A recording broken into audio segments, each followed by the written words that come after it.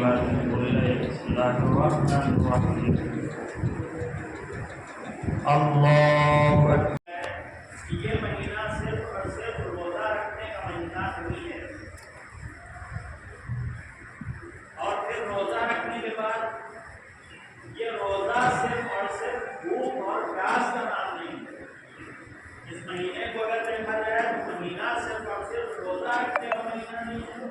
اور اگر روزہ کسی نے رکھ لیا تو روزہ بھی صرف بھوک اور پیاس کا نام نہیں ہے۔ ظاہر ہے کہ ہم اپنا اگر جائزہ لیں تو صرف ایک ہی کام پابندی سے کرتے ہیں، جیسے صبح کی نماز ہوئی اس وقت سے لے کر مغرب کی اذان تک ایک کام جو پابندی سے ہم کرتے ہیں وہ یہ ہے کہ ہم نہ کوئی چیز کھاتے ہیں اور نہ کوئی چیز پیتے ہیں، لیکن امام فرماتے ہیں کہ صرف نہ کھانے اور نہ پینے کا نام روزہ نہیں، اس لیے کہ روزے کو اگر تقسیم کیا جائے اس میں غور کیا جائے تو اس کی بھی تین قسمیں ہیں، یعنی انسان تین طرح کا روزہ رکھ سکتا ہے۔ ایک روزہ وہ ہے جو عام روزہ ہے، یعنی انسان صبح سے لے کے شام تک ان تمام چیزوں سے پرہیز کرے جو روزے کو پابند کر دیتی ہے۔ انسان کھانا نہ کھائے، انسان پانی نہ پیے اور ان مشکلات کو بھی انجام نہ دے، یہ ایک عام روزہ ہے، یہ کوئی بھی رکھ سکتا ہے۔ لیکن یہ خاص روزہ ہے۔ خاص روزہ کیا ہے کہ اس روزے کے ساتھ یعنی انسان کے پیٹ اور انسان کے منہ کے روزے کے ساتھ ساتھ انسان کے تمام اعضاء و جوارح بھی روزہ رکھنے ہیں، یعنی جو ہاتھ کی ذمہ داری ہے وہ ہاتھ انجام دے، جو ہاتھوں کی ذمہ داری ہے وہ آنکھیں انجام دے۔ جن چیزوں کے لیے زبان کو روکا گیا ہے زبان ان چیزوں کو کہنے سے رکی رہے، آنکھیں رکی رہیں۔ یہ ایک خاص روزہ ہے، یعنی ہمارے ذہن کے ہمارے شکم کے روزے کے ساتھ ساتھ ہمارے اعضاء و جوارح بھی اس بات پر معین ہے اور معمور ہے کہ وہ پروردگار عالم کے ہر حکم کی اطاعت کرنے کے لیے تیار ہے اور ہر منع ہوئی چیز کو سے پرہیز کرنے کے لیے آمادہ ہے۔ یہ ایک خاص روزہ ہے، لیکن ایک خاص روزہ ہے یعنی جو اس سے بھی اہم ہے، جو اس سے بھی خاص ہے۔ اگر کوئی پہلی بار روزہ رکھ رہا ہے تو ظاہر ہے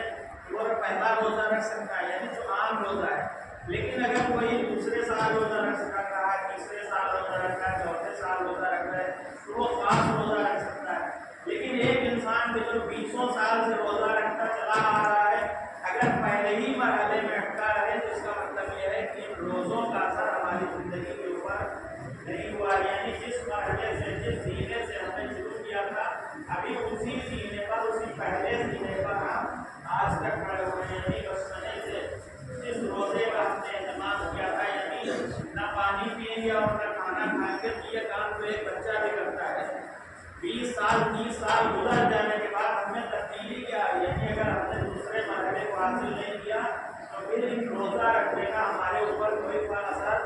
نہیں پڑا۔ یعنی اب ہماری ذمہ داری یہ ہے کہ مبتلات سے پرہیز کرنے کے ساتھ ساتھ ہمارے اعضاء و جوارح بھی روزہ رہیں، اور صرف یہی نہیں بلکہ ہماری روح اور ہماری باطن بھی روزہ رہے، یعنی ان عبادات کا جو اثر ہے، ان عبادات کا جو اثر ہماری زندگی کے اوپر ہونا چاہیے وہ اثر ہماری زندگی کے اوپر رونما ہو جائے ہو، اور اگر نہیں ہو رہا ہے تو ظاہر ہے کہ پھر ہماری عبادت صرف اور صرف عادت کی شکل میں بڑی آواز کم کرتی ہے۔ صلوات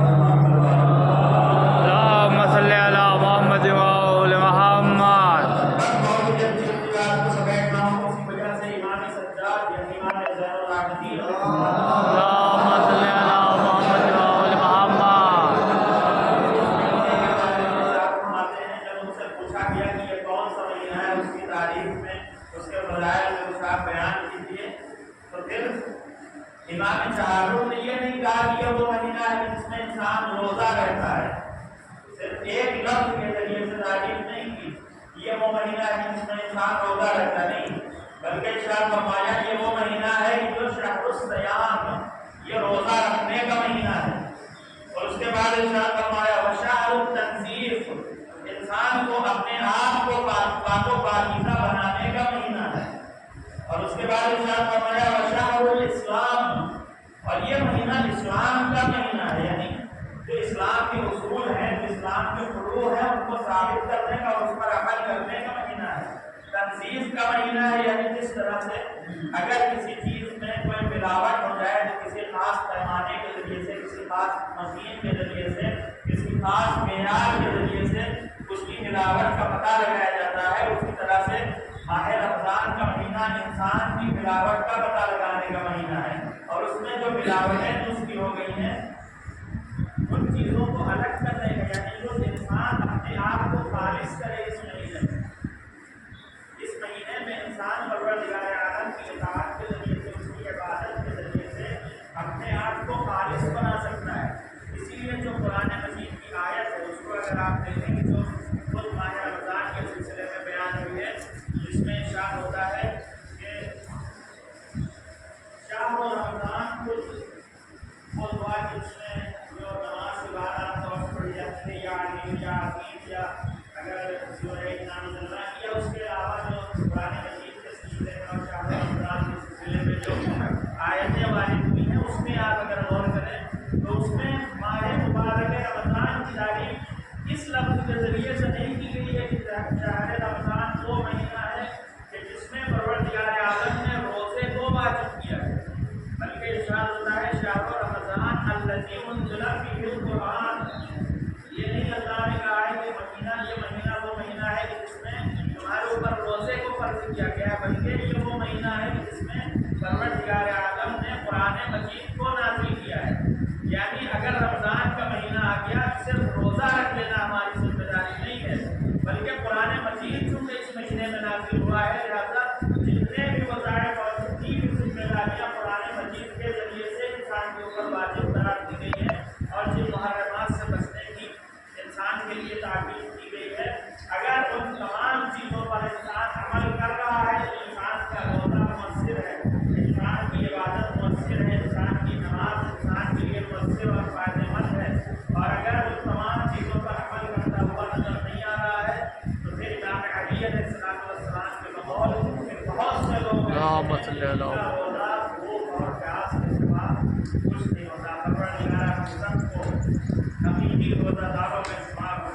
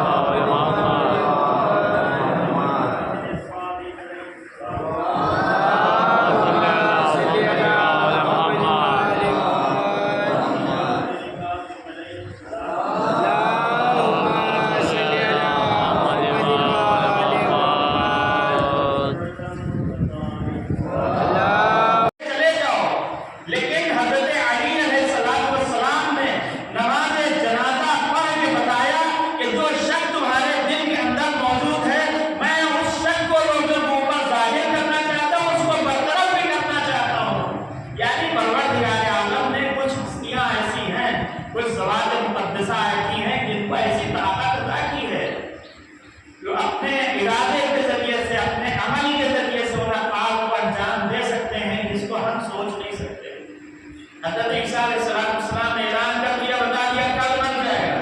لیکن کل جب آیا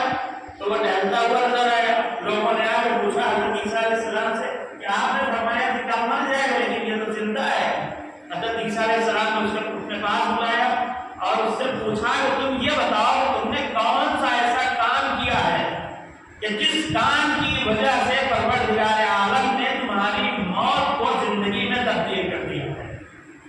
اس لیے کہ تمہاری موت یقینی تھی اور میں نے پروردگار عالم کی جانب سے حاصل شدہ علم کے ذریعے سے یہ اعلان کیا کہ کل تم بن جاؤ،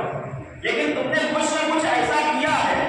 کہ جس عمل کی بنیاد پر پروردگار عالم نے تمہاری موت کو زندگی میں تبدیل کر دیا۔ اس نے کہا کہ ہم نے کچھ ایسا کوئی خاص کام انجام نہیں دیا جسے روزمرہ کام ہوتے،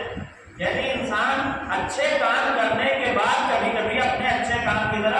متوجہ بھی نہیں ہوتا ہے کہ ہم نے کیا کام انجام دے دیا ہے، لیکن اس نیک کام کی کا اثر ہماری زندگی میں یہ ہوتا ہے کہ کبھی یہی کام ہماری موت کا سبب بن جاتا ہے اور کبھی یہی کام ہماری زندگی کا ذریعہ بن جاتا ہے،